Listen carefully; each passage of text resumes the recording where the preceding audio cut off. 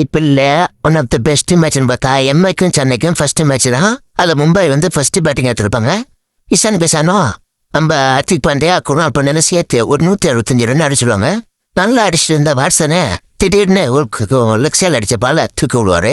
அதை அவுட் ஆகிட்டு போனோடனே சரிங்க ரைனா இருப்பாரு, ரைனா காப்பாத்தணும் பார்த்தா ரைனாரும் அவுட் ஆகிட்டு போடுவாங்க. ரைனா அவுட் ஆகிட்டு உடனே 50 ரைடருக்கு ஸ்கெட்சியை போட்டு எல்பிடபிள்ல 50 ரைடும் தூக்கிடுவாங்க.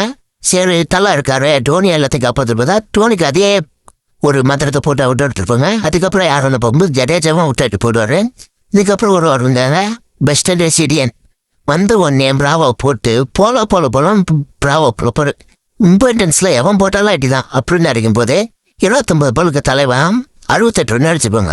அந்த மாதிரி ரெடி அடிப்பான். கடைசியில் 7 பாலுக்கு 7 இருக்கும் போதே தலைவன் அவுட் ஆயிடுவான். ட்விட்டர் ரேட்ல வெளில போன கேலரி ஜதா உள்ள வந்துட்டு ஒரு மிரட்டல் ஷாட் ஒன்று போடுவார், ஒரு 6.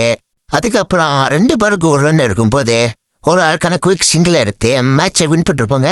இதெல்லாம் IPL one of the best match சொல்லுவாங்க. இந்த மேட்ச் எத்தனை பேர் பார்த்துருன்னு கமெண்ட்ல சொல்லுங்க. மறக்காம நம்ம சேனலை சப்ஸ்கிரைப் பண்ணுங்க.